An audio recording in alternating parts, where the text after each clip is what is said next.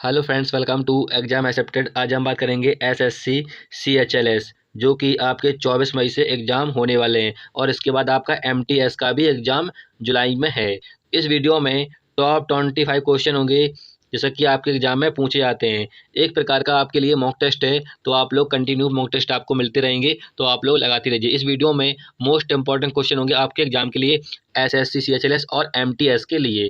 चलिए देख लेते हैं। आपको फटाफट आंसर करें, सभी क्वेश्चन का आंसर करने कमेंट में, ठीक है।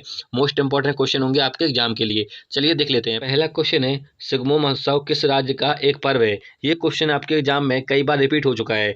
देखिए, सिग्मो महोत्सव जो कि एक गोवा का पर्व है, तो आपका गोवा करेक्ट आंसर हो जाएगा।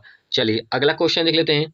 अगला क्वेश्चन यहाँ पर है, उर्वरक में पाया जाने वाला एक मूलभूत पाठक पोषक तत्व है।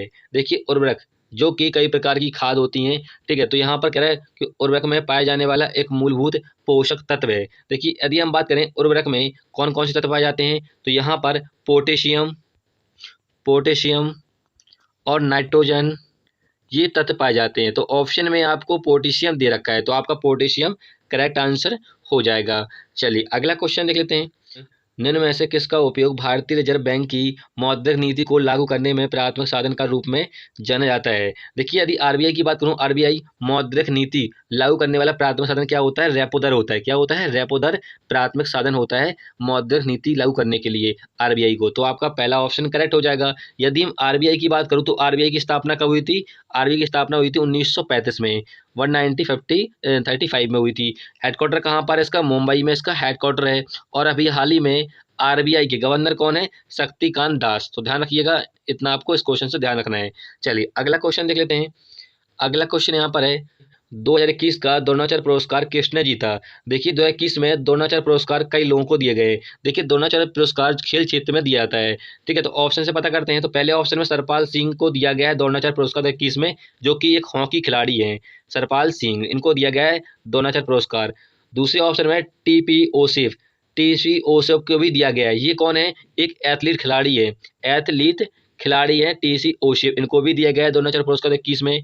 तीसरे ऑप्शन में सरकार तलवार को भी दिया गया, जो कि एक क्रिकेटर है। ध्यान रखिएगा, जो मैं आपको बताता हूँ क्रिकेटर है ही, इनकी ध्यान रखना है आपको, नाम और किस खेल संबंधित है, क्योंकि इनका नाम भी पूछ सकते हैं कि सरपाल सिंह किस खेल संबंधित हैं, ठीक है। तो आपका करेक्ट आंसर है इनमें से तीनों, तो डी ऑप्शन करेक्ट हो जाएगा। चलिए अगला क्वेश्चन देख लेते हैं। सूर्याधार झील निम्नलिखित में से किस राज्य में स्थित है? देखिए, सूर्याधार झील जो कि उत्तराखंड राज्य में स्थित है, तो आपका उत्तराखंड करेक्ट आंसर हो जाए। किस ऑप्शन है? बी वाले ऑप्शन है, तो बी वाला ऑप्शन करेक्ट होगा। चलिए अगला क्वेश्चन देख लेते हैं।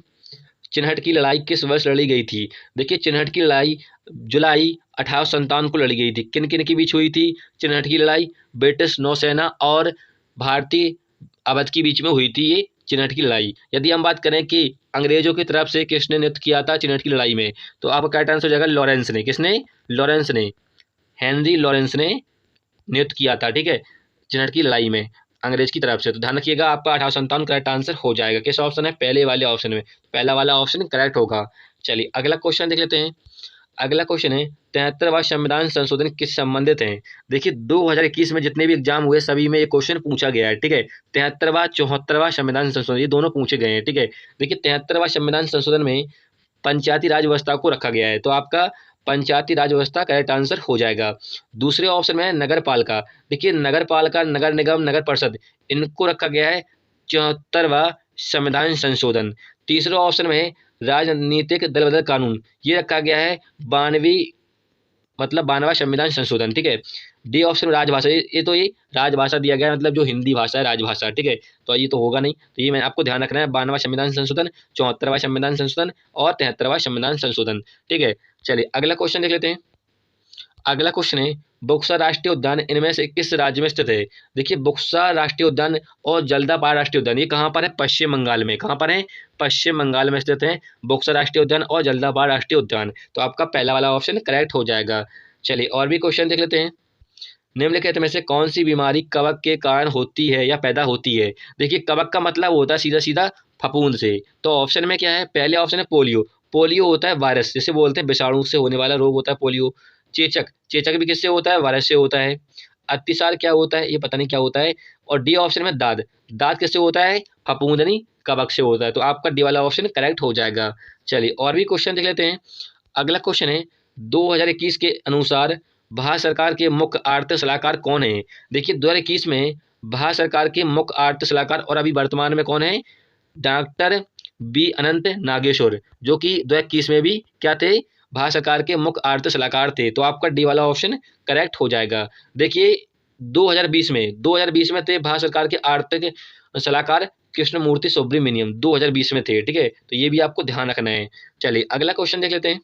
भारत के किस राज्य में दूसरी सबसे अधिक लोकसभा सीटें हैं।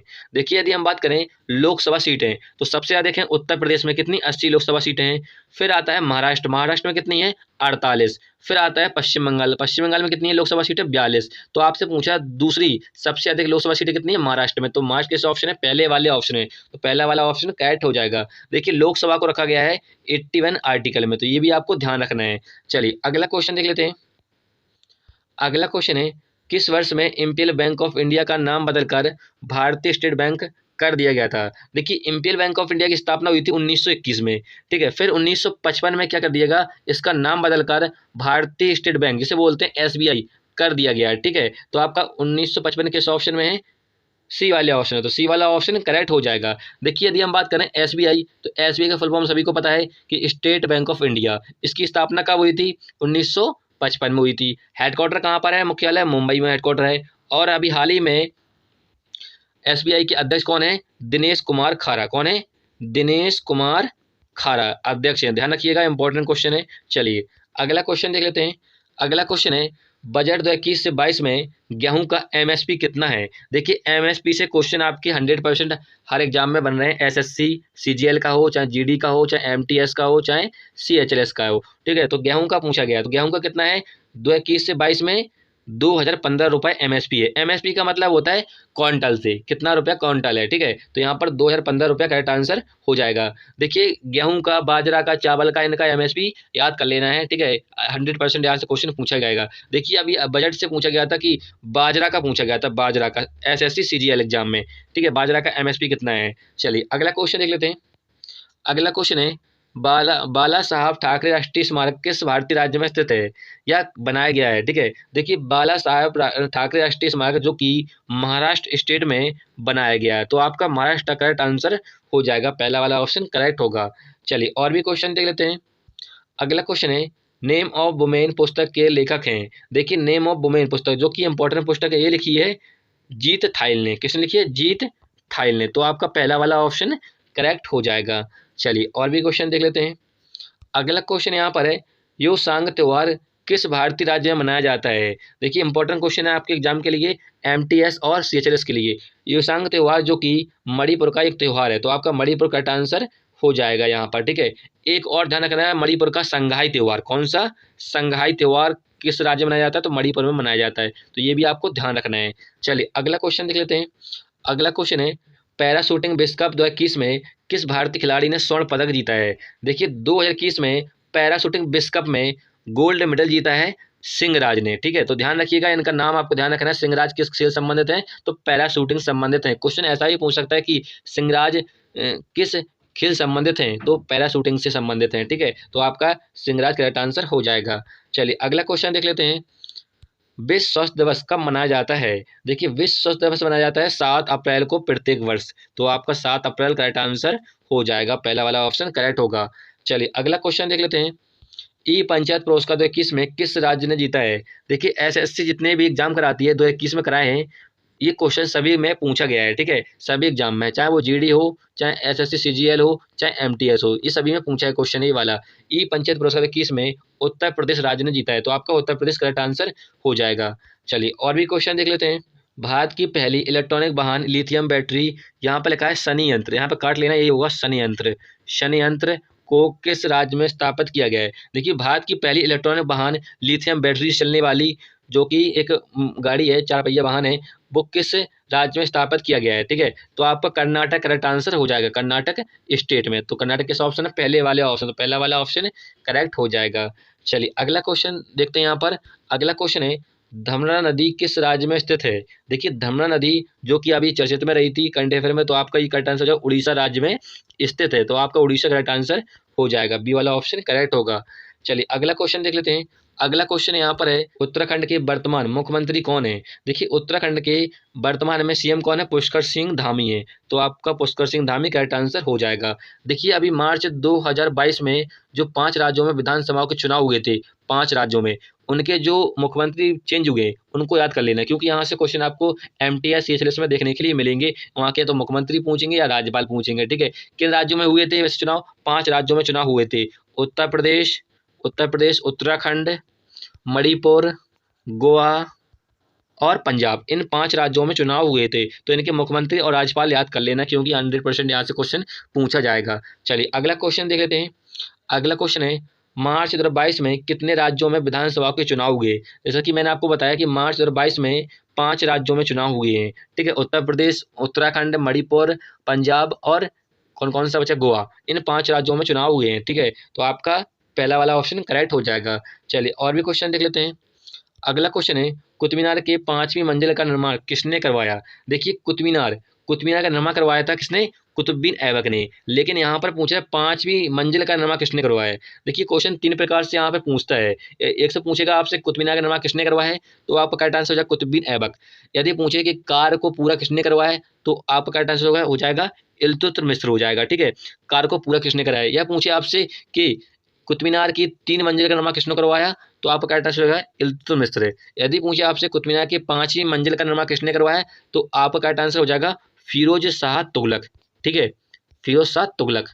तो ध्यान रखिएगा 5वीं मंजिल का निर्माण करवाया फिरोज शाह तुगलक ने। तो आपका ये करेक्ट आंसर हो जाएगा, ठीक है। चलिए एक क्वेश्चन यहाँ से और पूछता है कि कुतुबुद्दीन ऐबक की मृत्यु कैसे हुई थी? ठीक है, पोलो खेलते हुए इनकी मृत्यु हो गई थी, ध्यान रखिएगा। चलिए अगला क्वेश्चन देख लेते हैं। अगला क्वेश्चन यहाँ पर है, आईपीएल 2022 में पहला मैच किन 2 टीमों के बीच हुआ था? देखिए आईपीएल 2022 कहाँ खेले जा रहे हैं? भारत में खेले जा रहे हैं, ठीक है। और किन दोनों के बीच हुआ था पहला मैच? तो चेन्नई, जिसे बोलते हैं सीएसके, और कोलकाता नाइट राइडर्स के बीच में हुआ था, ठीक है। जिसे बोलते हैं चेन्नई सुपर किंग्स और कोलकाता नाइट राइडर्स के बीच में हुआ था पहला मैच। वेरी इंपॉर्टेंट क्वेश्चन है आपके एग्जाम के लिए, तो आपका पहला वाला ऑप्शन करेक्ट हो जाएगा। देखिए यदि क्वेश्चन ऐसा पूछे आपसे कि आईपीएल 2022 का टाइटल स्पॉन्सर कौन सी कंपनी बनी है, तो टाटा बनी है। कौन सी बनी है? टाटा, ठीक है। 2021 में आईपीएल कौन सी कंपनी बनी थी? 2021 में थी वीवो, और अभी टाटा है 2022 में। तो ये ध्यान रखिएगा, ठीक है, आपके एग्जाम के लिए इंपॉर्टेंट है, ठीक है। डेली आपको मॉक टेस्ट मिलते रहेंगे हमारे चैनल पर। मैंने यहाँ पर 25 क्वेश्चन जो टॉप इंपॉर्टेंट थे आपके एसएससी सीजीएल के लिए करा दिए हैं, और डेली आपको कराते रहेंगे जब तक आपका एग्जाम। तो आप लोग क्या करिएगा, मैथ, रीजनिंग और जीएस का कंटिन्यू प्रैक्टिस करते रहना, ठीक है, जिससे आपका नॉलेज का टेस्ट भी होगा और प्रैक्टिस सेट और टाइम मैनेजमेंट भी होगा, ठीक है। वीडियो हेल्पफुल लगे तब उसे लाइक कीजिएगा। फिर मिलेंगे नेक्स्ट वीडियो में। जय हिंद।